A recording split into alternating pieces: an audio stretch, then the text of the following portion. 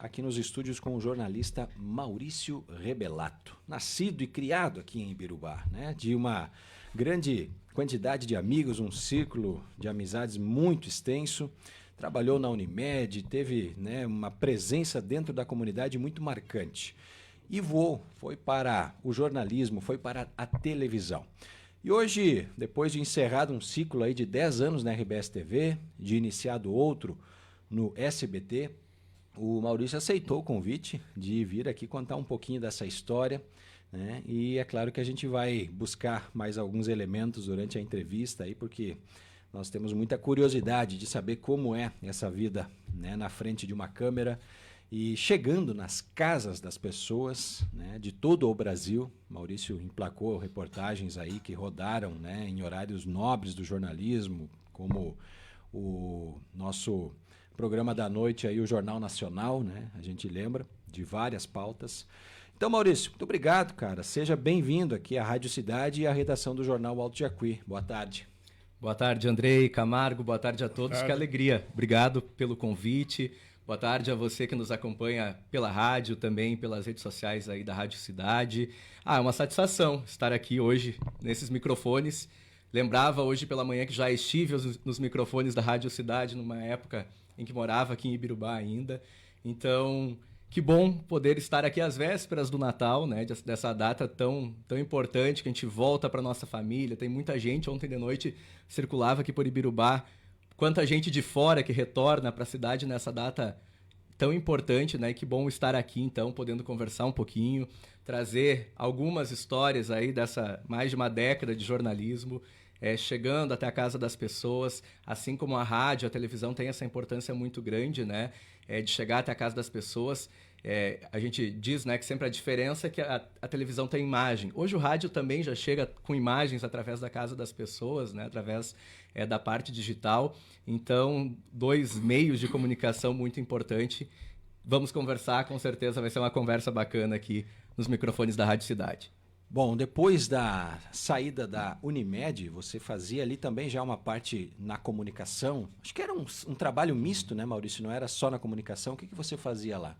Então, eu entrei na Unimed aqui em Ibirubá, Unimed Alto Jacuí, em 2007. E aí eu permaneci na Unimed por 7 anos. Né? Ao longo da minha estada na Unimed, que foi um longo tempo também de casa, foram vários setores ali que eu percorri, né? Teve faturamento, medicina preventiva, núcleo de desenvolvimento humano, que abraçava vários setores, então a parte de eventos também, a gente tinha toda essa questão da saúde, de ir até as empresas, a parte do cuidado, enfim, né? A gente estava sempre na organização e execução. Era uma assessoria de imprensa ou era um cargo comercial?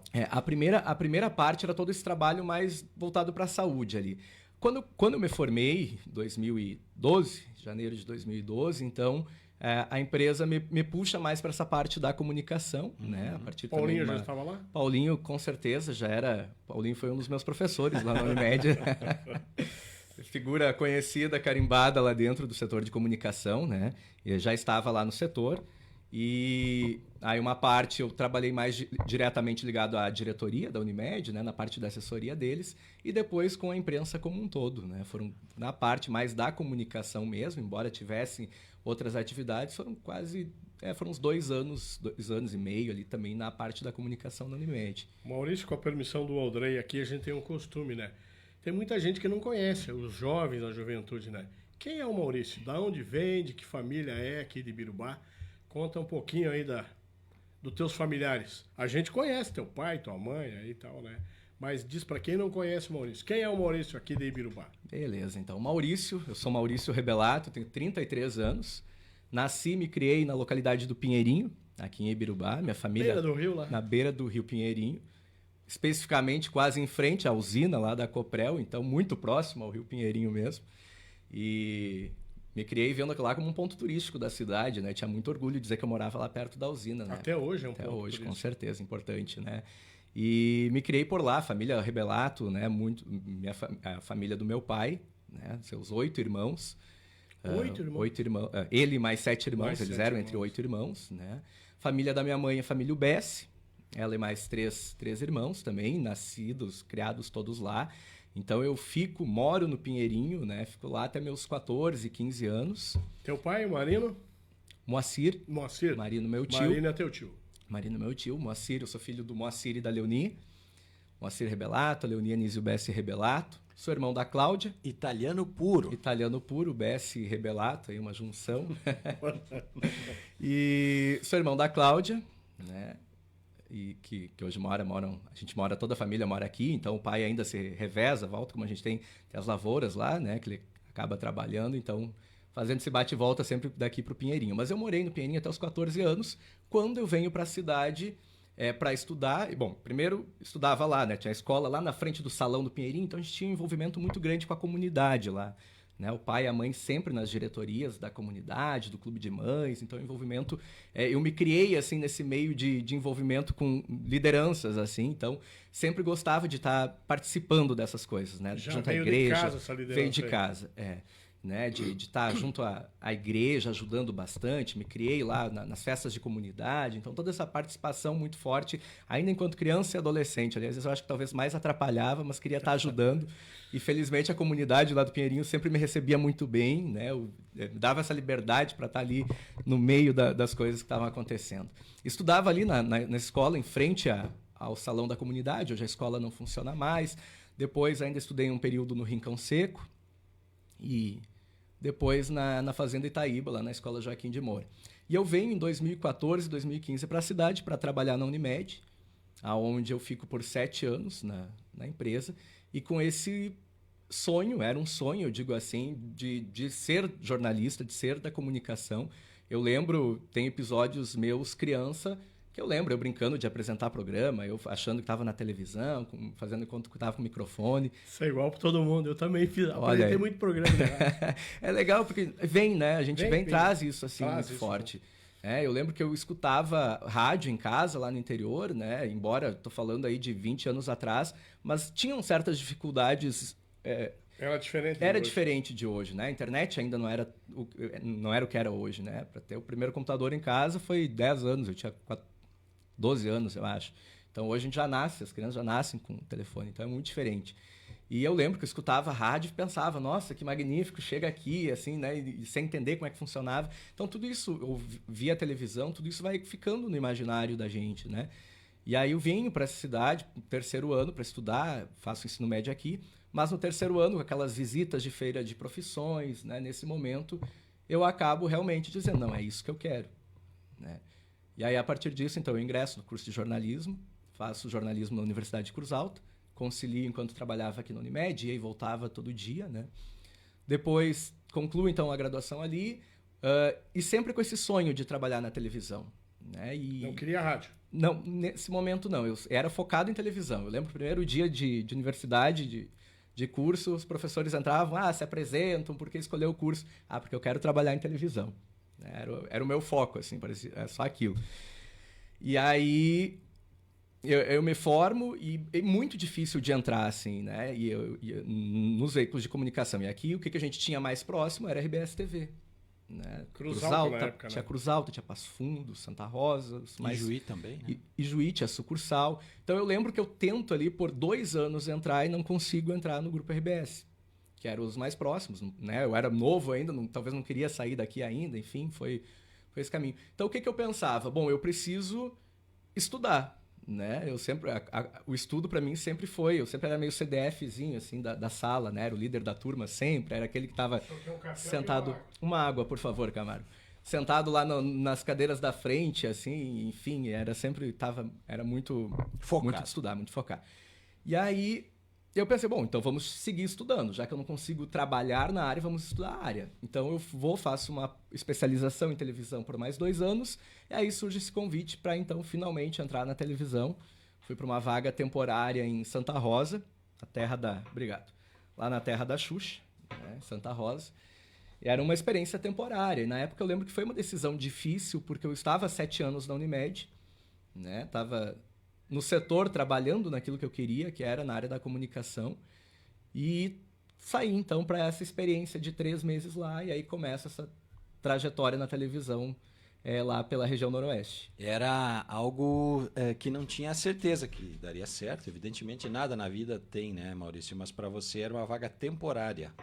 Eram 3 meses. 3 uma vaga meses, de freelancer, aprovou, como a gente chama, né? Aprovou, fica. Não Isso. deu certo, Tchau. estava dispensado. Felizmente e você aprovou. deu certo. O que você fazia? Qual foi o primeiro trabalho na RBS? Editar um texto, editar um vídeo? O que você fez de primeiro, assim? Bom, eu nunca vou esquecer, assim, justamente porque era o meu sonho entrar, né, no grupo, né, trabalhar em televisão, então ter essa experiência, por si só já foi marcante. Mas eu chego em Santa Rosa em abril de 2014. Tinham 2 fatos muito fortes acontecendo na região. Um que era a FenaSoja, que para a cidade, para a região, é a feira mais importante que existe. Então, mobiliza muito. E a FenaSoja, o Parque de Exposições lá em Santa Rosa, é ao lado da RBS TV. Então, aquilo lá se transforma numa cidade ao lado ali. Então, aquilo ali por si só já, né, era um fato muito importante. Tinha estúdio da casa RBS, enfim, né? Presença deslumbrado, né? Ali chegando e já acontecendo tudo aquilo ali. E a minha primeira entrevista, não vou esquecer nunca, né? Porque foi com uma americana, uma médica veterinária dos Estados Unidos, e só falando em inglês naqueles termos técnicos, né? Então já chego para minha pauta sendo desafiado desde com a questão do idioma. Mas, paralelo a isso, o que estava acontecendo também, em abril de 2014, foi o caso Bernardo, lá em Três Passos, né? Do Bernardo Boldrini, que foi morto aí pelos pais, enfim, toda essa história de repercussão do Estado. E a redação em Santa Rosa, um turbilhão, né? Porque tinha veículos de comunicação do país inteiro ligando para lá para pedir ajuda, pedir referência, pedir suporte.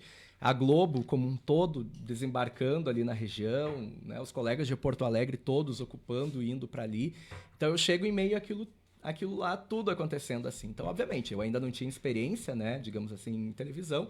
Fico mais nesse primeiro momento ali na FenaSoja, com aquelas pautas ali. Né? Fui ali, eu lembro que a minha primeira passagem, como a gente chama em televisão, que é quando o repórter aparece, né, na reportagem, foi gravando uma seletiva lá do Freio de Ouro dentro da FenaSoja, né, isso em 2014. Mas basicamente foi isso, assim, eu chego em meio a esse turbilhão que estava acontecendo lá. Esse vídeo, essa foto, esse print, você tem em algum lugar na tua rede Tem, social? agora na saída da RBS eu uso aquela foto, inclusive, dessa minha primeira passagem, para fazer essa despedida do grupo também, porque para mim foi muito marcante. Então, foi minha primeira reportagem, isso. Ali foi o início de isso, tudo. ali começou. Mas assim, embora nesse primeiro momento, tipo, com o caso Bernardo não tenha atuado muito, né, porque eu estava chegando, mas foi uma escola, né? Dentro, né, da primeira semana de trabalho, o que você fez? A minha curiosidade, o que mandaram você fazer? Senta aqui, vai revisar, vai fazer, vai gravar, o que era? Bom, como não faz nada, só ajuda? A feira estava acontecendo ali ao lado, né? A gente ia para casa RBS na feira. Então, a gente tinha entradas ao vivo, programas ao vivo todos os dias para o estado. Então, o produtor te dá uma pauta? Eu atuava muito na produção nesse primeiro momento, né? De ajudar, de segurar o texto para o colega, de apurar a informação. Mas aí, se eu não me engano, no segundo, terceiro dia eu já fui gravar esse material lá. E ainda tive que... teve um desafio dessa primeira semana, que era aquelas edição naquelas máquinas linear, que a gente chama ainda, que eram com as fitas ainda para editar. Hoje em dia tu edita ali no computador, tu consegue puxar uma entrevista daqui, cola, fala lá, é bem mais fácil, né? E com aquelas fitas de edição. Hoje já nem se usa mais praticamente. Mas eu lembro que teve uma tarde que a Lisiane Sachs, que era apresentadora local e coordenadora, vai editando ali um material, porque algumas coisas ainda eram gravadas nessas fitas, tinha umas câmeras mais antigas um pouquinho. E aí chego eu naquele modelo lá pré-histórico, acho que eu fiquei uma tarde inteira para tentar editar um VT de 1 minuto, assim. Eu lembro, um dos desafios, assim, daquela primeira semana. Mas, senão, foi isso, assim, né? Ajudava nessas entradas ao vivo, apurava, né? Porque a gente trabalha muito de checagem, então liga para cá, liga para lá, dando suporte, porque tinha muitos colegas também em Três Passos, em função da cobertura. Sim. Então, era muita ligação chegando de tudo que é lugar ali para redação. Quem era o estrelão nessa época lá, o repórter? Lá em Santa Rosa, a referência... tinham nomes assim... Eu digo que eu cheguei... Eu acho que... Eu sempre acredito que as coisas acontecem no momento que tem que acontecer. E eu acho que eu não poderia ter começado numa praça da RBS melhor, assim, para aprender. Porque eram 6 repórteres na época lá. E todos, assim, embora na TV a gente saiba que tem uma certa competitividade, às vezes por espaço, essa questão de vaidade, de aparecer na TV, que muita gente acha. Lá não. Lá era muito legal que um ajudava o outro. E aí, dividiam as tarefas. se dividiam as tarefas, de te ajudar. Eu lembro né, da Lisiane um dia ir comigo para a sala de gravar o off, que é o texto, né, que a gente grava no microfone, com o texto impresso e sublinhando. Acentua mais tal palavra, sublinhando as palavras para te ajudar mesmo a fazer da melhor forma, né? Mas tinham grandes nomes ali na época. Era a Lisiane Sachs, que era a referência para toda a região.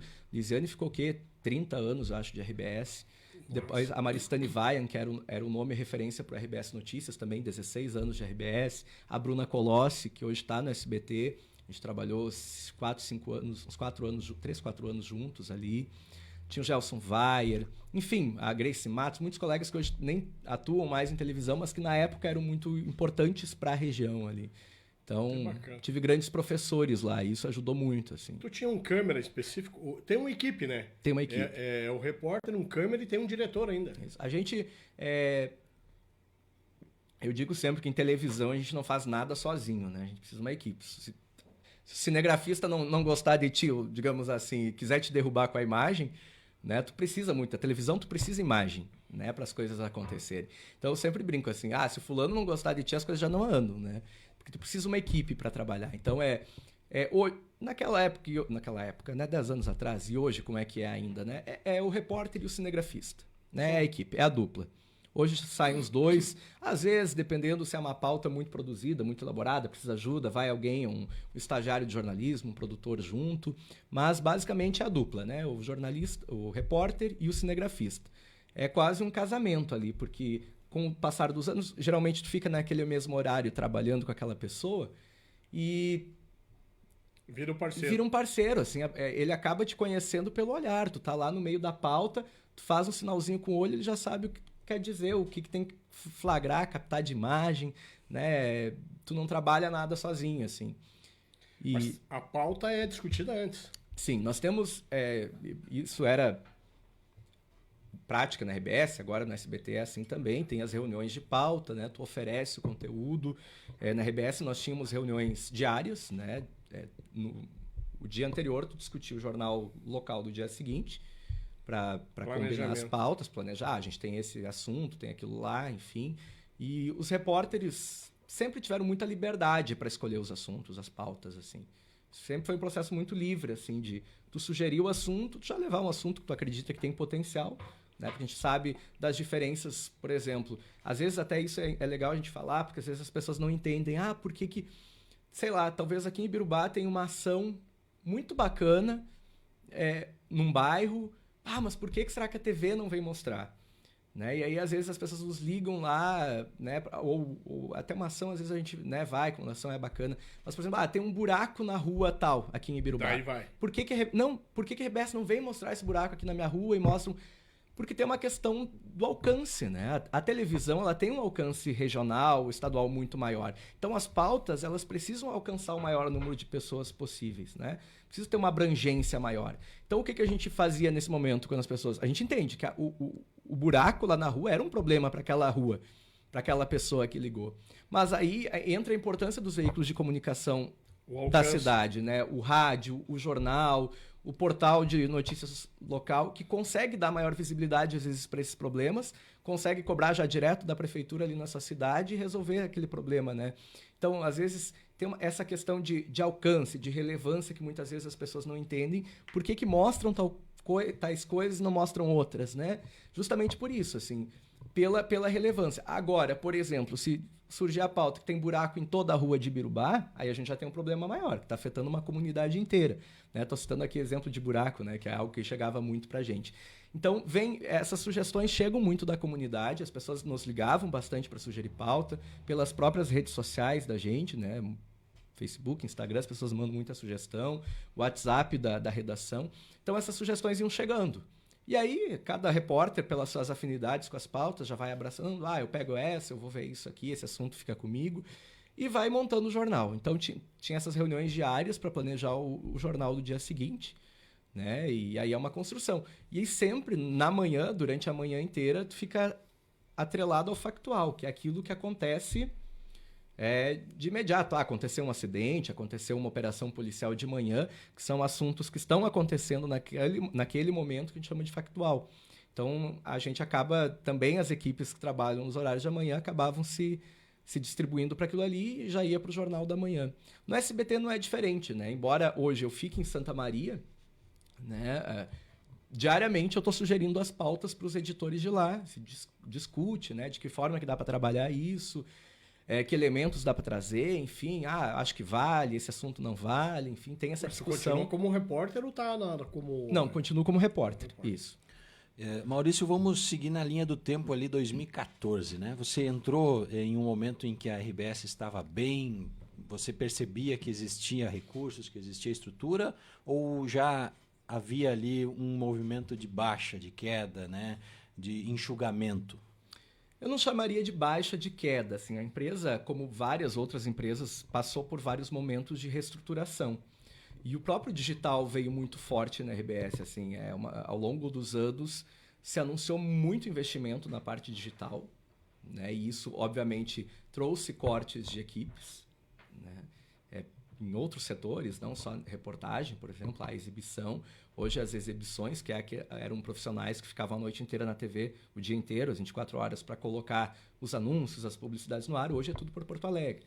Então, foram pessoas que perderam suas funções em função da tecnologia, digamos assim, né? Mas eu vivenciei alguns momentos dessa reestruturação no grupo que trouxeram muitos enxugamentos, sim, de profissionais e também de distribuição, né? Porque, num primeiro momento, por exemplo, aqui a gente tinha sucursal em Ijuí, tinha sucursal ali, a ancoragem em Cruz Alta, tinha apresentação em Santa Maria, tinha Passo Fundo, todas as regiões ainda. Sempre. Tínhamos o RBS Notícias local, que era aquele bloco local que entrava em meio ao RBS Notícias de noite, né, que era apresentado de cada cidade ainda do interior.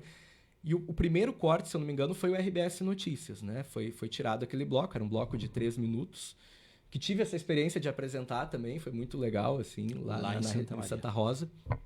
Em Santa Rosa. E depois uma outra grande reestruturação que trouxe novamente cortes, muitas mudanças na equipe, foi essa regionalização maior, que, por exemplo, aqui da região, né? Cruz Alta passa a pertencer a Passo Fundo, então Passo Fundo fica com Passo Fundo, Erechim, Cruz Alta e Santa Rosa, 4 regiões muito grandes, mais de 200 inteiro. Municípios de alcance. Né? Então é um desafio muito grande. Erechim, né? No último tempo agora era Erechim. Ainda segue essa configuração. A apresentação é por Passo Fundo. Né? Por Passo Fundo. Isso. E aí todas essas cidades ainda, claro, possuem representação, né? Possuem repórteres nessas cidades. E aqui você atribui isso, Maurício, né? Olhando de uma forma mais estratégica e administrativa agora, no olhar do repórter. Eu acredito que o discurso... A concorrência do digital, a concorrência da rede social, a fuga de alguns patrocinadores, alguns anunciantes, pode explicar? Teve vários momentos assim né, veio a pandemia, antes, agora não vou lembrar mas teve algum outro momento econômico muito forte que afetou de certa forma a questão da comunicação, o grupo, né? Então, o que era o discurso da empresa sempre? Equilíbrio financeiro. A gente está prevendo os próximos 20, 30 anos, né? Aquela questão de sustentabilidade da comunicação, né, de adaptação dos veículos. Tem que se equilibrar, né? Tem que cortar um pouquinho. E eram ajustes que iam sendo feitos, assim. Né? Mas o desligamento, a venda da RBS Santa Catarina, tem alguma passagem importante? O porquê disso? Confesso que eu não me lembro, Camargo. Confesso que eu não lembro o motivo na época. Porque na época, assim, foi meio que de surpresa. Terminou, porque os programas daqui, né, a maioria... Foram muitos especiais, muitos programas, eventos que tinham vínculos muito fortes, né? Que até hoje as pessoas lembram, como o Garota Verão, né? Que tinha uma inserção regional muito forte. Tinha as taças de futsal nas comunidades. Taça RBS. Né? Muitos eventos assim foram se perdendo ao longo dos anos e que também faziam parte dessa reestruturação econômica da empresa. Também foi o próprio patrocinador. Né? Outra coisa, a própria internet também tirou eu acredito que são parcelas, né? Cada questão vai tendo sua contribuição assim nessa retirada, né? Primeira entrada nacional. Essa também não dá para esquecer, né? Então, foi... Deixa eu até relembrar qual que foi a primeira, assim. Logo que eu entrei... até são vários tipos também, tem que ver a gravada ou se foi ao vivo, mas né? Eu lembro, sim. Ainda estava nesses 3 meses de experiência. E logo no início. Foi logo no início. Quando a gente estava no... quando eu entrei na RBS, eu digo que cada telejornal que a gente conseguia entrar era uma conquista. E tudo eu postava nas redes sociais, porque pra gente... era meu sonho trabalhar em televisão. E aí tu estava chegando naqueles locais que todo mundo tinha acesso, né? Chegava na casa de todo mundo, assim, em programas que eu me criei assistindo. Então, isso era muito especial, né? E a gente a RBS tinha um rigor, assim, isso há um tempo era maior, né? Talvez por ter mais opções desde repórter, ter os referências nas praças.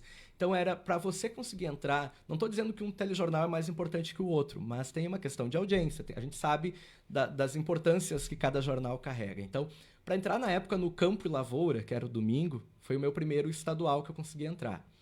Depois, tinha um caminho a se percorrer para entrar no Bom Dia Rio Grande.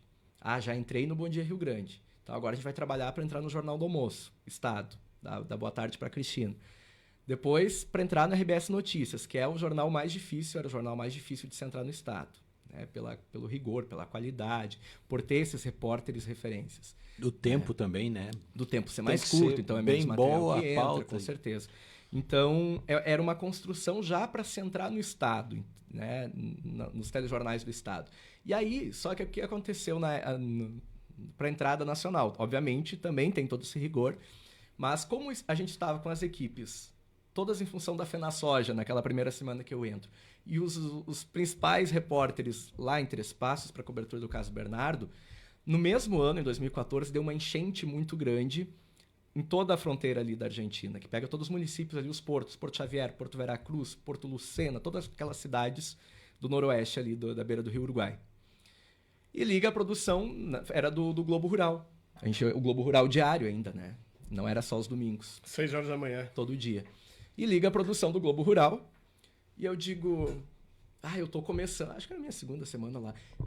Aqui. Bom, a gente tem como ir. Eu tô começando aqui. Eu não sei se eu posso ir. Eu disse assim. E ela, tem outro para ir agora? Eu disse, não, todas as equipes estão na rua. Então vai você para lá e tu fecha pra gente CVT. E foi meu primeiro sobre a enchente. Eu lembro eu lá de bota de couro, no meio do barral lá da lama, lá em Porto Mauá, se eu não me engano. Foi minha primeira entrada nacional. Conteúdo gravado daí. Conteúdo gravado. Foram vários Globo Rurais, assim, os primeiros. Né? Eu segui acompanhando as enchentes ali uma época, um tempo. E aí depois aquela construção, primeiro Globo News, né? Que é o jornalismo 24 horas, então também é um pouco mais fácil de tu entrar. Bom Dia Brasil, meu primeiro jornal da Globo, aí a gente já começa a falar de jornais, Jornal Hoje, daí o Jornal da Globo, e por fim o Jornal Nacional, que foi no ano passado, início do ano passado, meu primeiro Jornal Nacional que consegui entrar, assim. William Bonner, enfim. Vamos chamar o Rebelado. E aí, do ano passado, até eu sair da RBS, foram 6 ou 7 reportagens no Jornal Nacional nesses últimos 2 anos. Que bacana. Que com certeza marcam, assim, né? Porque a gente sabe que é o principal jornal, né, de alcance nacional, de importância, né? Desde... Deve ser assistido por mais de, 20 milhões de pessoas. É um alcance muito grande, né? Então, realmente foi... É um sonho, assim, ter entrado, foi muito bacana. Foi ao vivo essas... Jornal Nacional, todos gravados, todas reportagens. E aí eu já estava em Santa Maria nessa época. Sim. Né? Tem que acontecer algo muito, né? Uma coincidência de fatores para conseguir entrar ao vivo e numa rede nacional. Eu nunca esqueço. Né? As pessoas às vezes perguntavam, né, sobre isso. E eu lembro de outra ibirubense, a Fabiana Iser, né? Também aqui de Ibirubá, foi minha professora de telejornalismo na Unicruz por 3 semestres. E ela sempre dizia assim, né? Para vocês que querem televisão, para entrar no Jornal Nacional vai ter que... infelizmente, eu vou usar esse exemplo agora, a gente está vivendo essa tragédia aqui no estado, mas dizia, tem que cair um avião, tem que ser um fato muito sério, né? E realmente, tem que ser acontecimentos muito importantes, que impactam muita gente, que trazem um alcance muito grande. Das 6 reportagens, eu não vou lembrar agora todas, mas se eu não me engano, as 6 foram assuntos positivos, não foram tragédias. Né? Então, eu consegui levar coisas boas da região para todo o estado, assim, para todo o país, né? E às vezes não é só tragédias também que a gente consegue emplacar, né? Eu me recordo, assim, uma passagem, né? Tinha não sei se ainda tem hoje, correspondente, o Gaúcha Sati. Quando faleceu o Fernando S., o Maurício Camargo, é contigo hoje. O pessoal ligou e tal, né? E eu, na hora, nem sabia o que falar. Aí o cara abriu o canal, aí veio TV pessoal da região inteira, né? TV não, Rádio Cruz Alta, pessoal de Ijuí, pessoal de Santa Rosa, pessoal que a gente convivia do meio aqui, né? E daí o Maurício vai lá e grava um texto e deixa pronto, porque a hora que o pessoal ligar já tem, né? Aqui e tal. Então é uma coisa diferente, né? Realmente é diferente. No momento de tragédia, né? Mas também, assim como teve outras passagens de coisas boas, né? Normalmente são nesses momentos que os repórteres acabam fazendo seus nomes, a gente diz assim, na área, porque acaba tendo um maior alcance, maior repercussão, está todo dia em evidência, entrando em todos os jornais. É o teste, né? É o grande teste. É trabalhar sob pressão ali, são as entradas ao vivo. Tem gente que faz uma vez só e não ganha a oportunidade de fazer a segunda porque... E aí, geralmente, nesses casos, são entradas ao vivo, né? Sim. Então, também exige uma certa experiência ou que na hora o repórter consiga se desdobrar naquele assunto e fazer um bom trabalho. Tem que estar preparado. Né? Aí vai ter o emocional, vai ter a pressão do entorno ali acontecendo, né? Então, são vários elementos para além da notícia que tu tem que trazer. Né? Maurício, o que precisa para ir subindo degraus? Você tentou ou você se viu em uma situação, em um local onde estava bom, estava ok, né? Qual era a tua aspiração? Você pretendia subir a Porto Alegre, subir de repente para Globo, ou em algum momento você disse, não, vou ficar por aqui e tá legal?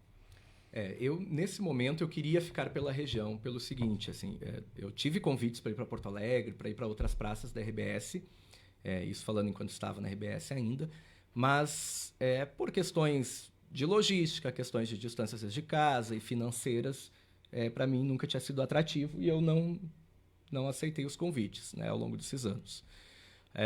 Fui várias vezes, por exemplo, para Porto Alegre, trabalhar em plantões, fins de semana, fui para estúdio de verão na praia, então eu recebi várias oportunidades ao longo dos anos, assim, mas de sair, por exemplo, eu às vezes sou meio apegado, dá para ver, foram 7 anos de Unimed, 4 anos em Santa Rosa, 7 anos em Santa Maria, então para eu dar um passo à frente eu tenho que estar muito certo, né, das coisas.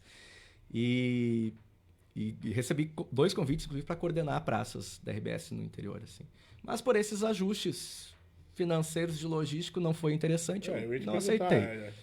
Tem que valer a pena. Tem que valer a pena, tem que ter uma certa vantagem. Quando tu sobe um degrau, as responsabilidades aumentam, então eu acredito que tem que ser também as outras coisas que tem que acompanhar, tem que ser bom para todo mundo, né?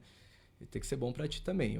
Eu sempre acredito que se é para ser desgastante, ser uma experiência que não seja bacana, não vou, então, né? E foi isso, assim. E agora, nesses últimos 2, 3 anos que eu já vinha meio pensando assim nesse processo, talvez de ou ir para outro lugar, ou, né, tentar dentro do próprio Grupo RBS uma promoção, né, uma movimentação de carreira. Mas eu, nesse momento, não queria sair de Santa Maria porque eu estou estudando. Eu tô fazendo doutorado, minha pesquisa de doutorado é ali. Então, nesse momento, não seria interessante eu sair da cidade, sabe?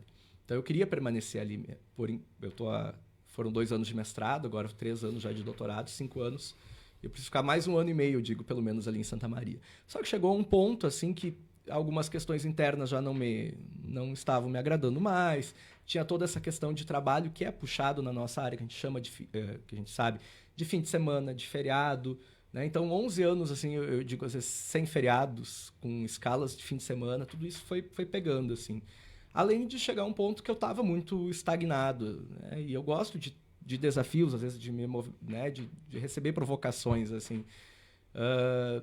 E aí, chega um momento, daí eu tive uma questão pessoal no meio de tudo isso, que também me motivou, e eu disse, não, então vou aproveitar isso e vou pedir para sair do Grupo RBS, e depois eu vou descansar um tempo agora, e depois ver o que a gente constrói para frente. O senhor pediu para sair? Eu pedi demissão, isso. Isso foi início de setembro. Mas eu já obviamente, vinha amadurecendo essa ideia há pelo menos mais de 1 ano. Mas não tinha nada em vista, não tinha convite nenhum. Não, saí, a ideia era descansar, focar talvez mais no doutorado, agora que era a minha reta final, tem que finalizar, escrever a tese aí esse último ano. Então, me dedicar mais à pesquisa. E aí, não deu, acho 2, 3 dias, surge esse convite do SBT, que foi muito bacana. Né? Foi uma proposta legal, mas daí eu tinha 2 viagens programadas nesse intervalo. Para permanecer em Santa Maria. Para permanecer em Santa Maria. Tem a produtora, né, que presta esse serviço para o SBT por lá. Tem equipe, cinegrafista, enfim. E aí a proposta foi legal. Já na mesma semana da demissão, já fiz um trabalho lá para eles, que foi a cobertura das eleições. E depois, então, a gente seguiu. Tô lá agora, fechando aí 2 meses já. A gente teve nesses últimos anos aí, Nilson Vargas saindo, Jeremias Werneck, Pedro Espinosa, a própria Carla Fachin, né, já há um tempinho, mas são profissionais que vão buscar novas oportunidades, né, Maurício? Então, aquilo que você tinha lá no início do sonho de chegar à RBS, de empunhar o microfone com a canopla ali da Globo, em algum momento aquilo, né, também perde um pouco do sentido, porque, como você disse, a vida é feita de desafios e a gente precisa estar se movimentando, né? E por que as pessoas perguntam, né? Por que sair de um local onde tantos sonham chegar? Se você pudesse resumir assim. Eu acho que eu acredito, e eu falei muito isso com a minha família, que foi um suporte muito bom, né? De dizer, sai, de ajudar, dizer assim, não, pede para sair. Então, a gente tem que estar feliz, né? E a gente sempre falou, o que te motiva a acordar todos os dias e trabalhar? Eu sei que às vezes a gente não tem escolha, né? Tem muitas pessoas que trabalham por necessidade e não tem como escolher seu trabalho. Sim. Mas se você tem oportunidade, eu me dediquei por muitos anos, eu estou estudando para isso, né? Buscando sempre o melhor em termos de estudo, de qualificação, e tu acorda meio desmotivado, se aquilo já não está fazendo brilhar teu olho, eu acho que tu tem que acender um alerta. E aí o que eu falei muito assim, como eu já estava aquilo lá, não estava me fazendo bem, digamos assim, eu vinha para casa, eu só reclamava do trabalho, né? Tu começa a reclamar do trabalho, começa a reclamar de fulano. Gente, algo está errado, né? Se tu acha que a empresa talvez não vai mudar, não vai te oferecer uma oportunidade diferente, cabe a ti tentar buscar alguma coisa que vai te fazer mais feliz. Né? Basicamente foi isso, assim. E aí, obviamente, que eu saí triste da RBS, né? Eu falei isso lá para os meus colegas, né? Eu disse, nossa, são 10 anos, eu saio triste porque foi toda uma história aqui dentro, muitas boas lembranças, né? Dentro do Grupo RBS. Foi uma escola, a gente sabe que a visibilidade do Grupo RBS é muito grande, né? E a Globo como um todo, mas chegou um momento que para mim não estava fazendo o meu olho brilhar. Né? E na verdade você sai e vai, né, para um outro canhão de audiência aí que é o SBT. Com certeza, eu falo que a TV mais feliz do Brasil, né? E para mim por enquanto está sendo assim, eu tô 2 meses trabalhando bem feliz assim no grupo, na SBT. E é outro modo de fazer jornalismo, a gente nota muitas diferenças no fazer jornalismo, né, do SBT, da RBS para o SBT. Então, também, nesse início, é um desafio, né? Cláudia é tua irmã, né? Cláudia é minha irmã. Tá assistindo aí. Um abraço. Um abraço aí pra Mana.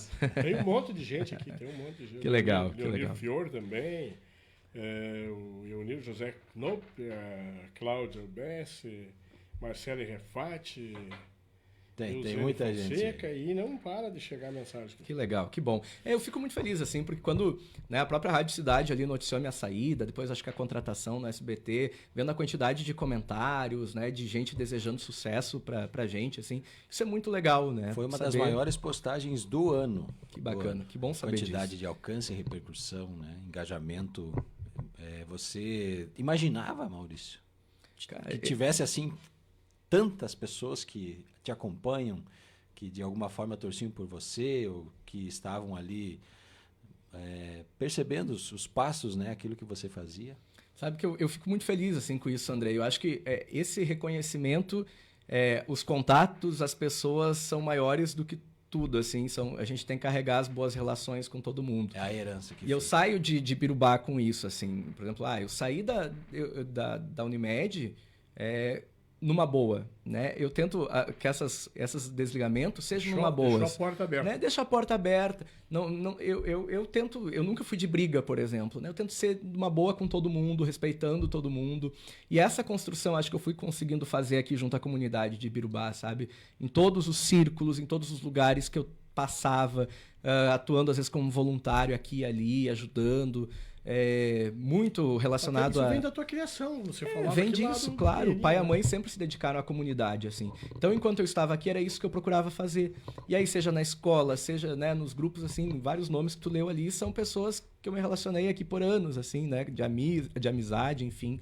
Então, eu fico feliz de saber que na minha cidade eu tenho esse acolhimento, sabe? E você tem noção que se tornou uma referência para os mais jovens? Para quem busca o jornalismo, para quem busca trilhar esse caminho, você passa a ser uma referência? Tem noção disso? Já recebeu né, dessas pessoas mais jovens aí, esse carinho, esse reconhecimento? Sabe que isso é outro fator especial, assim, porque eu me considero super jovem, né? 33 anos. E eu recebo muitos estudantes de jornalismo me procurando para entrevista, né? Porque são trabalhos, às vezes, acadêmicos ou para TCC. E muitos vêm me procurar, ou coberturas que eu fiz, que aí, às vezes, algum estudante acaba pegando como case, como objeto de estudo. E lá em Santa Maria tem muito disso, por causa dos cursos de jornalismo, que são bem fortes. Então, eu recebo muito essa procura dos estudantes, assim, né? Dos jornalistas que estão em formação. E, para mim, eu fico, obviamente, muito feliz com esse reconhecimento, assim, de saber que, embora em uma década, em pouco tempo, eu consegui deixar minha marca, né? Em um trabalho sério, eu fico muito feliz, assim, que é um trabalho de credibilidade. Sempre consegui imprimir isso, assim, de buscar, a gente comete erros, obviamente, mas de buscar a informação correta, buscar uma forma sempre diferente de contar uma história, né? E fazer a diferença na vida das pessoas. Eu acho que o jornalismo, e muito além do sonho que eu tinha de trabalhar em televisão, muito que me motiva isso, é de ajudar alguma comunidade de alguma forma, fazer a diferença na vida das pessoas. E é essa a função do jornalismo. Então, saber desse reconhecimento, assim, certamente eu fico muito feliz, né? E também, além, né, de inspiração para outros jornalistas, eu sempre destaco, assim, foram várias premiações ao longo desses anos que eu recebi também, né? Então tudo isso tudo isso, assim, vai me deixando feliz de saber que eu estou trilhando o caminho certo. Eu numa oportunidade agora, claro, tivemos aquele lamentável acidente lá da Boate Kiros e tal. E eu me recordo que numa oportunidade, no dia do incêndio, do dia do acontecido, nós estávamos lá no Beco do Sal. Beto Gardino falava, olha, a minha filha estava dentro do recinto lá e saiu, logo em seguida aconteceu isso e tal. E temos outro amigo nosso, que é o Betinho ali de Itapera, que acabou perdendo a filha dele. E ele dizia numa oportunidade, né? Eu acho que tem que deixar essas pessoas, o acontecido e tal, né? Não podemos esquecer, mas vamos deixar as pessoas descansar, né? Porque ele foi muito procurado com a Associação de Pais, depois veio o documentário, veio o filme e tal e tal. Eu me lembro que numa oportunidade você fez algumas, né? Várias, né? Mas algumas, assim, de que realmente chamaram a atenção. E o pessoal da região diz, olha, o espírito jornalista é bem outro, é uma maneira confortável de colocar para as famílias, né? Das pessoas que estão sofrendo ainda e tal. Me recordo disso. E muitos comentários na cidade e tal, com referência a isso, né? Extremamente delicado, né? Um assunto bastante delicado. Como tratar? Essas pautas são as mais difíceis. Eu acredito para vocês também, quando a gente... O pior é você anunciar um acidente, uma morte, né? Uma morte, você muitas vezes... de identificar uma pessoa, de saber quem é e não poder falar. Tem que aguardar chegar alguém da família para daí você dizer, né? Esse é um compromisso, né? Que a gente tem muito forte. Eu sempre digo, quando me perguntam qual a pauta mais difícil, né? Eu digo, não tem a pauta, mas as que envolvem tragédia, que a gente está falando de vidas, né? Ou da perda de vidas, são, obviamente, abalam emocional, embora a gente tenta manter aquela casca profissional, que é o que a gente tem que fazer para entrar ao vivo, para ter uma estabilidade emocional também. Chegou a chorar em alguma entrevista? Chorar não, mas me emocionei, obviamente, várias, assim, né? Ao longo das coberturas. A própria história da Kiss, embora eu não tivesse lá em 2013, eu vou chegar em 2017, 4 anos depois, praticamente, mas aí já pego... Tem uma história atrás. Né? Tu acaba conhecendo os familiares, as pessoas ali que se envolvem, e tu vai descobrindo, fulano, 2 meses atrás mesmo, estava num bar com um grupo de amigos, uma menina, eu estava lá dentro. Então esse é um assunto que é muito delicado, não só para Santa Maria, ainda quando a gente fala, mas para todo o estado, obviamente, porque tem perdas em todas as regiões. Mais de 600 feridos, né? Então, esses feridos estão ali circulando, alguns mutilados, outros, né? Respiraram fumaça na época, né? Carrego até hoje sequelas, mas ao mesmo tempo que eu entendo que a gente tem que respeitar a dor e, obviamente, se a pessoa não quer mais falar hoje, ok, não vamos procurar talvez o fulano. Mas enquanto jornalistas, e é o nosso papel, a gente também não pode deixar aquela tragédia ser esquecida. Exatamente. E aqui não é trazendo, fulano que é culpado ou não, fulano que deve ser culpabilizado sobre isso ou não. Mas ainda a gente não teve um julgamento sobre o caso, ainda não se teve um desfecho jurídico sobre esse caso. Então, o nosso papel enquanto jornalista, enquanto imprensa, é cobrar isso, né? Por que não está acontecendo? Por que né, as coisas não andam? E por que tanto tempo? Por que tanta demora, né? Então, e esse é um exemplo, a gente tem muitas outras tragédias no país, né? E aí entra a importância do jornalismo nesse sentido, de não deixar que essas coisas caiam no acontecimento. Para quê? Para que se tenha uma responsabilização e principalmente para que se implantem políticas públicas, legislação, para que não venham a acontecer de novo. Hoje, felizmente, Santa Maria, pelo menos, a gente tem muitos lugares, e às vezes a gente mesmo até reclama de certas burocracias de comando, ou de, é desse estilo ou aquilo. Por quê? Graças, né, infelizmente, se precisou da KISS, né, para que fosse melhorado, para que talvez outras tragédias não aconteçam. E ainda seguem acontecendo. A gente tem incêndios, por exemplo, em boates ou em outros lugares o tempo todo. Mas modificou muito, a própria legislação mudou muito, né, em relação Maurício, a você isso. fala que o jornalista é cobrado, né? Ele é cobrado mesmo, ele, até politicamente falando, né, o posicionamento ideológico da empresa que você impunha o microfone, ele acaba também trazendo desgastes para você na vida pessoal. Como é que é essa relação jornalismo com os extremos da política hoje? Eu digo que são pautas bem delicadas e difíceis da gente cobrir. Assim, quando se aproxima uma eleição, seja ela municipal ou para presidente, para governador, sempre é delicado, né? Porque a gente, hoje, no país, a gente tem muito polarizado isso, né? Principalmente entre direita e esquerda. Então, e é aquela coisa, assim, para um lado, em determinado momento, tu é positivo, tá falando bem. De repente já vira e não, a empresa está contra tal, né? E eu posso, obviamente, talvez cada grupo de comunicação lá no seu cerne tem talvez uma preferência, enfim. Mas eu posso dizer seguramente, assim, que até hoje eu nunca fui tolhido numa pauta pela questão política, de ser de tal lado, por exemplo. Né? Não tem ideologia. Não tem ideologia. Se a pauta se sustenta, se a gente tem um porquê jornalístico de dar aquilo ali, não interessa se é de tal lado ou de outro. Então, felizmente, isso, assim, do grupo RBS, por exemplo, eu sempre tive essa liberdade. E isso com os meus colegas também, né? Falando do local onde eu trabalhava ali. Mas da sociedade como um todo, obviamente que a gente tem essa cobrança muito grande, né? Tem, por exemplo, protestos ou manifestações, às vezes, que até a nossa segurança fica colocada em risco conforme o lado que está politicamente naquele país, no país, principalmente, né, que é o que acaba dominando mais esse sentimento político como um todo, que a gente, às vezes, precisa até né, não ir, não cobrir, ou contar que alguém tu pega imagens de alguém pela própria segurança. A gente tem vários casos de jornalistas agredidos em manifestações, né, e hoje era um pedido sempre muito forte. A gente sabe que vai ter as manifestações de tal mês lá, está se organizando o país. A gente tinha várias reuniões prévias, muitas focadas na questão de segurança do profissional. Em primeiro lugar é a tua segurança. Né? Então, para isso, e daí, às vezes as pessoas não entendem, às vezes tu precisava ir com um microfone sem canopla, um carro sem identificar. Mas, claro, a gente sabe, eu ia chegar lá em Santa Maria para cobrir, independentemente do lado que fosse, as pessoas me conhecem, né? E aí que entra muito do teu perfil enquanto jornalista, do quanto tu consegue manter uma proximidade, né, a partir da tua credibilidade junto a todos os lados, né? De conseguir circular entre todos os lados. Né? Eu precisava chegar até o presidente do partido da direita e precisava estar do da esquerda.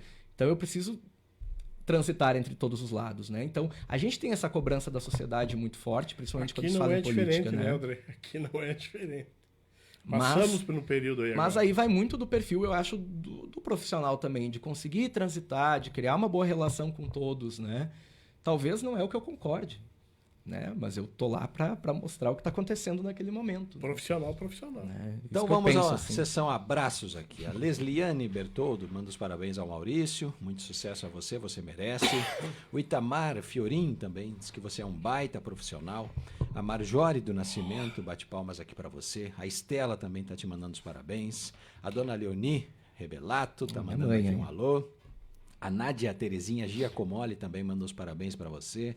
Rosane Schwarowski Bratz, o Paulo Roque, a Lúcia Marli Conrad Vogt, diz que você é um menino humilde, será muito abençoado na profissão que escolheu. A Clarice Arlete Conrad Bergmeier também manda os parabéns ao Maurício, deseja sucesso, que Deus te abençoe sempre. O Leonir Fior também diz que você é um grande profissional. Eunir José Knop também manda os parabéns, muito bom jornalista. A Cláudia UBS Rebelato bate palmas. A Marcela Refati manda um abraço ao amigo Maurício. A Deusane Fonseca dos Santos também manda os parabéns a você. Te desejo também um Feliz Natal. A Marjore do Nascimento, não canso de admirar sua trajetória, ela escreve aqui. A Ana Lúcia Stefanello também manda os parabéns e deseja sucesso. E a Mara Nicolodi também te dá os parabéns aí, Maurício.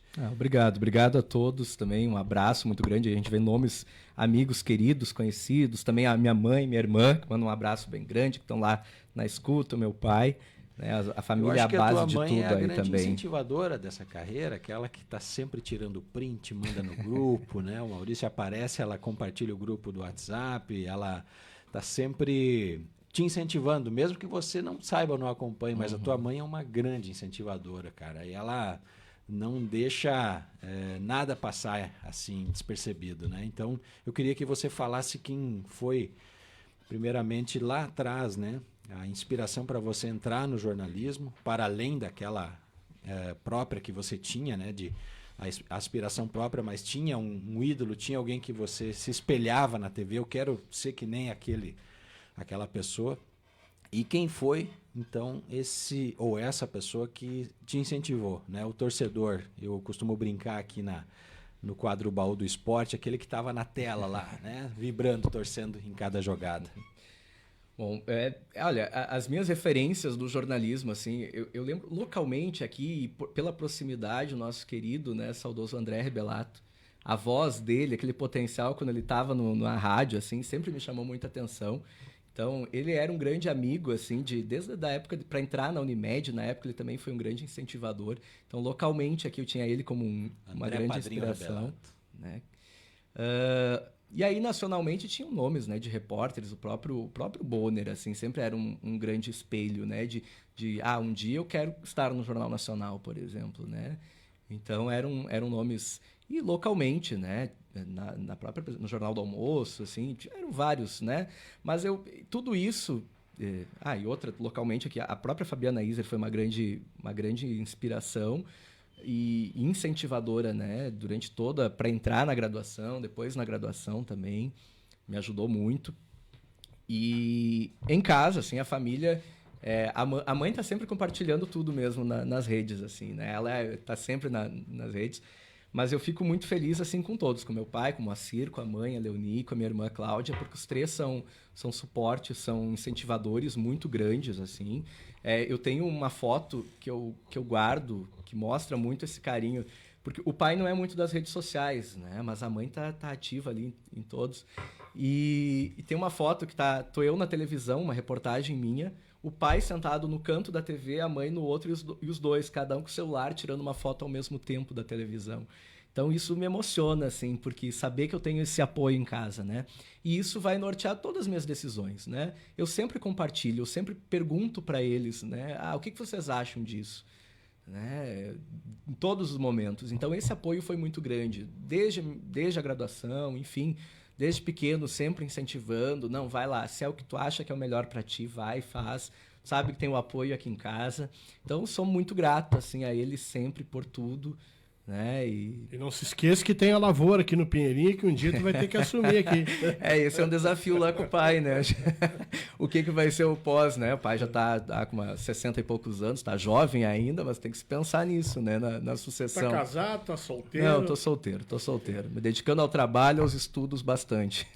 Maurício, quando você precisa escolher, né, algumas pautas, tem o esporte, tem o agro, né, tem a policial, tem tantas...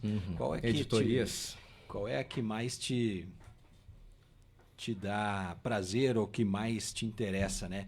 E, aliás, eu te vi poucas vezes em reportagens esportivas. Não é muito o perfil, como é que foi construído o Maurício profissionalmente nesses 10 anos?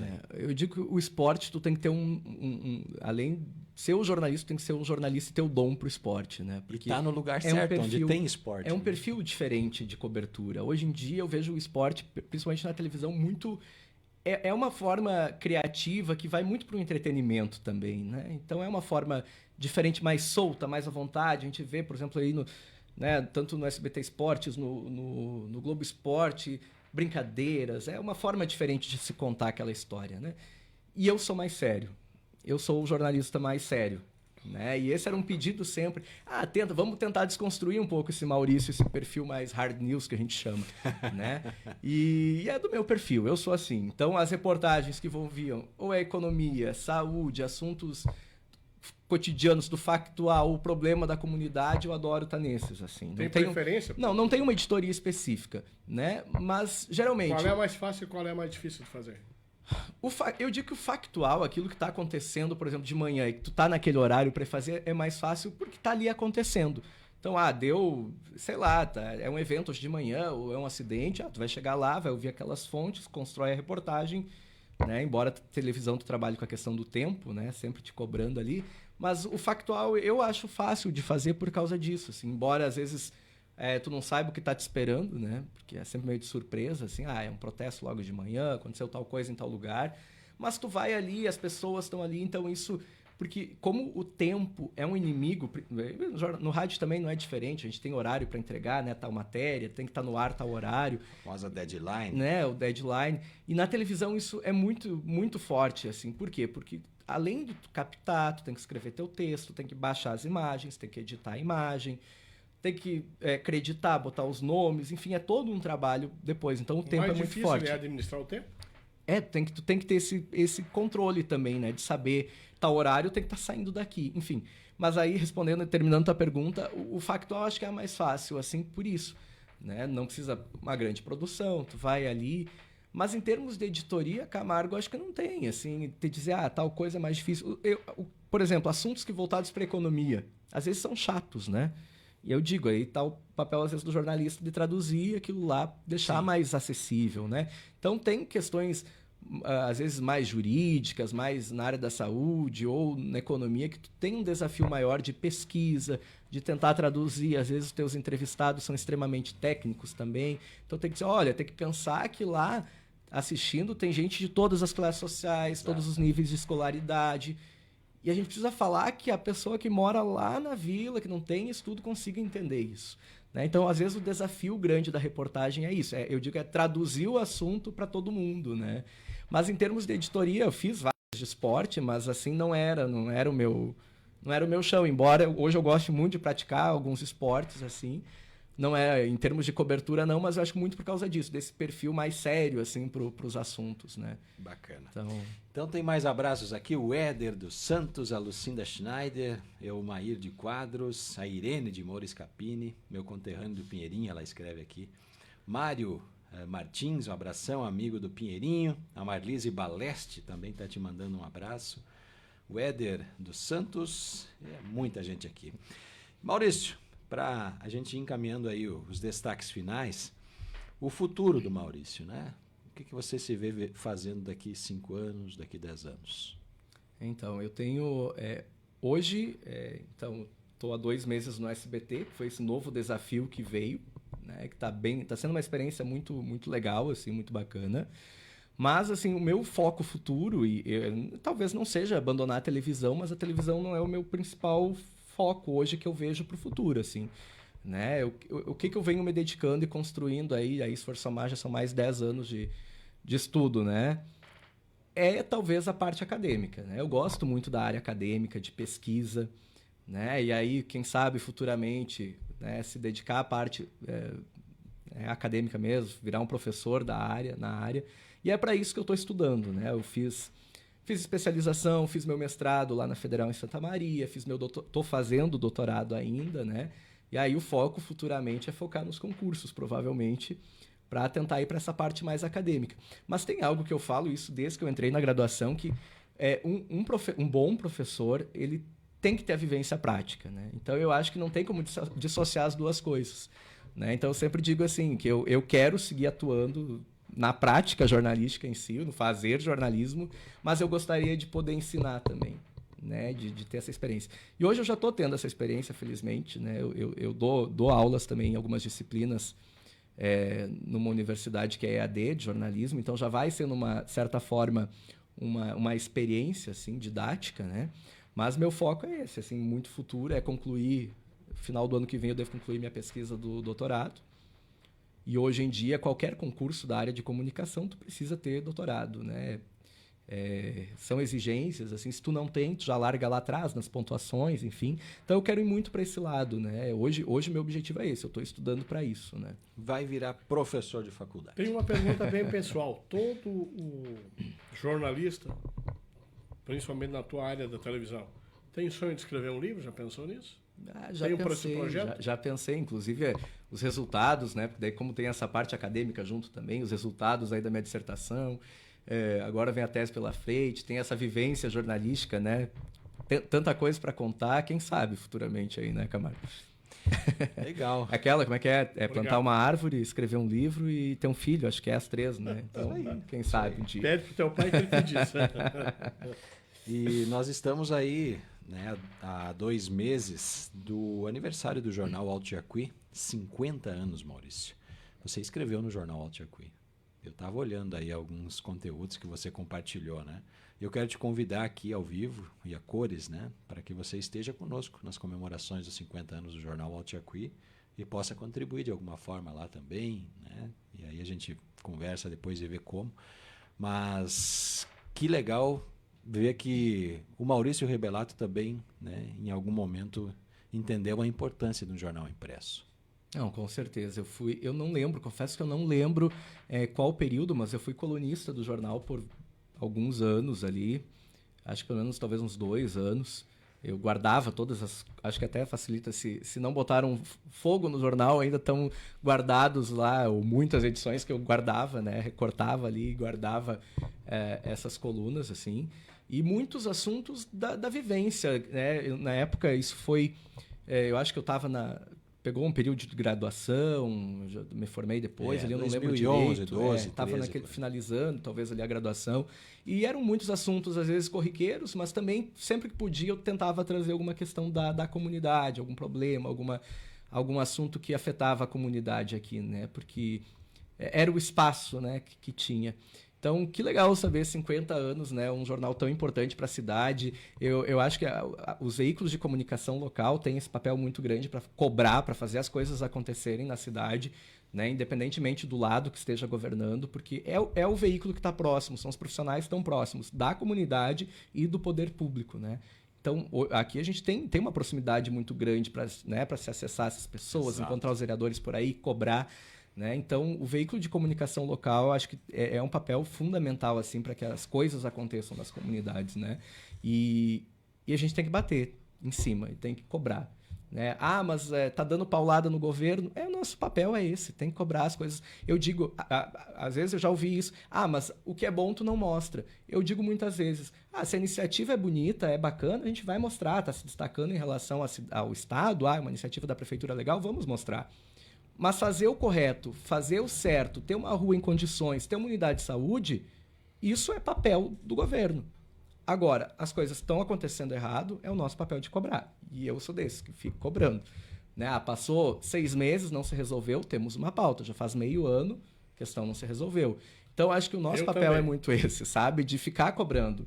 Né? Eu sei que são pessoas que são seres humanos também, se dispuseram a estar ali representando a comunidade, mas o nosso papel de jornalista é esse. Assim, eu sempre penso que o nosso lado é a comunidade. Faz o equilíbrio, né? O equilíbrio entre as forças aí. O Wilson Detmer está mandando os parabéns, que foi colega aí no primeiro ano no General Osório. Felicidades e sucesso a você.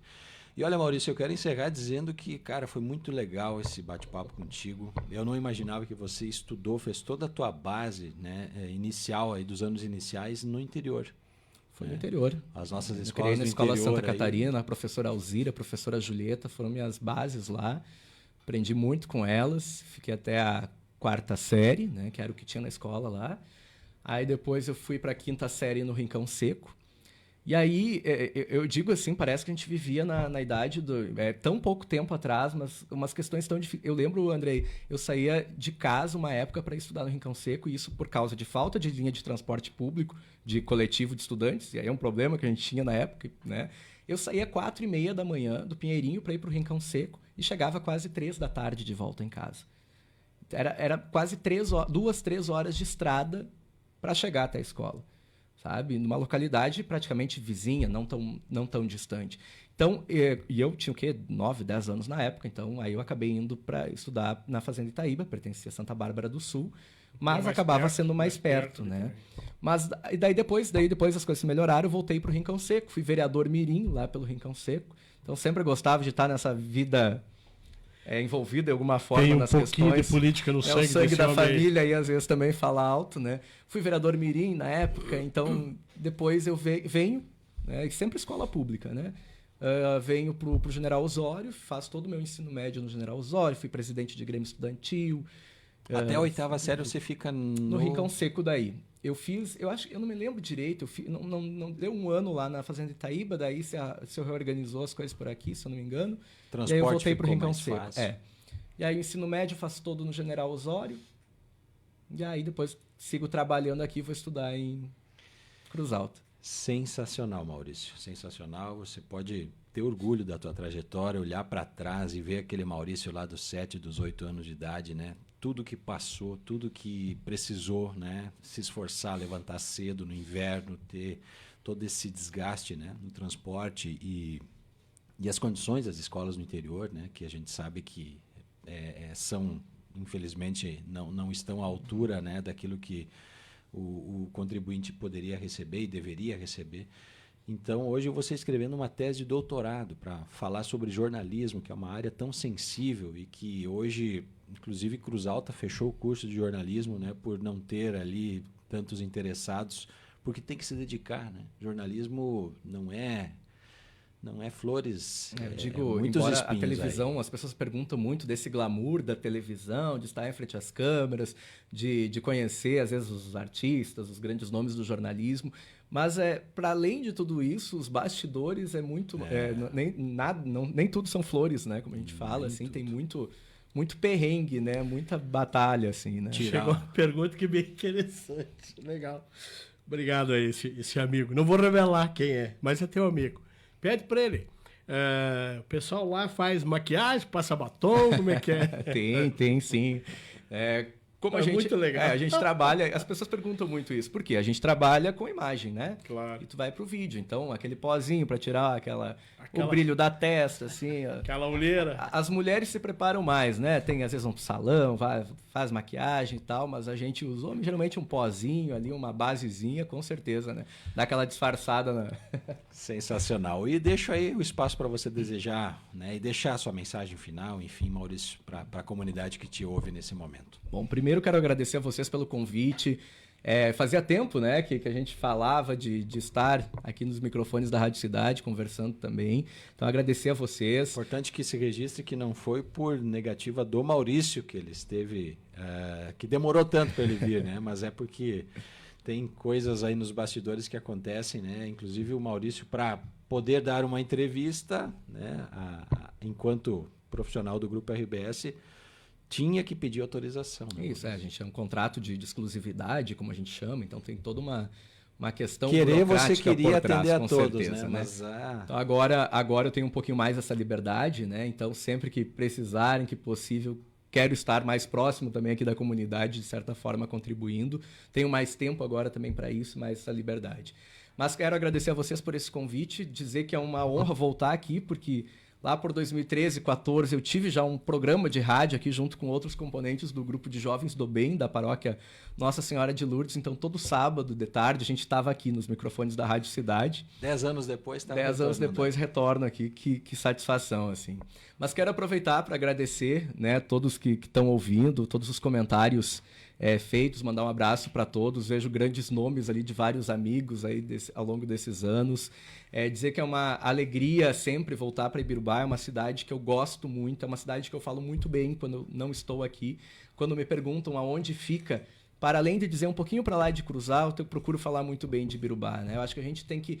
a gente sabe das dificuldades, né, que se tem, mas a gente tem que falar bem daquele lugar que a gente vem. É ali que está a nossa base, aqui que está toda a minha família, que eu tenho muito orgulho, né? E aqui que construí toda essa minha trajetória até aqui.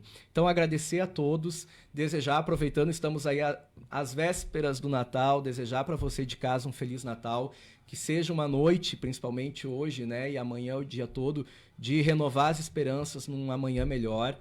É isso que eu acredito, que a gente tem que buscar sempre um amanhã melhor, né? Seja para a gente, para aquelas pessoas que nos rodeiam, para a nossa comunidade. Então, que seja uma data de muita esperança. E que 2025, que está batendo a porta, a gente sabe que 2024 foi um ano difícil em vários aspectos para muita gente aqui no estado, que a gente tem um ano mais leve, né? Mais folgado aí pela frente. Então, também desejar para você de casa um feliz ano novo. Estivemos aí com o Maurício Rebelato, então, Camargo. Que história, né? Esse cara, até numa certa oportunidade, eu até achei que ele era meio antipático, mas é um cara muito bacana, muito legal. Te confesso isso, de coração, pela admiração que eu tenho com teu pai, a gente nunca teve uma proximidade, né? Mas, assim, aquilo que você falou, a minha imagem na televisão é muito séria, e você é um cara sério. Então, por isso, mas deu para notar que você é um cara sensacional. Prazer estar aqui. Verdade, né? E como tá difícil da gente revelar talentos aí na área do jornalismo, né, Maurício? Então, para quem quer seguir, para quem quer trilhar esse caminho, deixa aí um conselho final. Eu digo que hoje, na comunicação, a gente tem muitas possibilidades, né? Não necessariamente em grupos de comunicação, em veículos de comunicação. Hoje, com o digital, a gente tem muitas possibilidades que se abrem, né? De trabalho, de negócios. Canais. Né? Canais.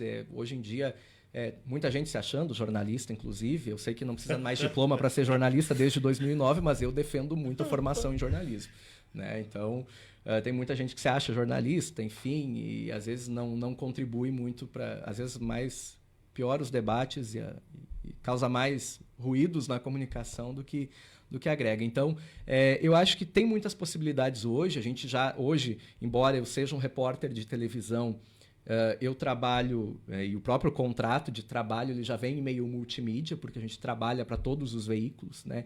Então, cada vez mais, quem busca essa área tem que se preparar para atuar em tudo, né? Tem que saber atuar no rádio, tem que saber escrever para o impresso, o texto do online, né? Para os microblogs, né? Hoje, Twitter, enfim, o X, enfim, tem várias outras possibilidades de fazer comunicação.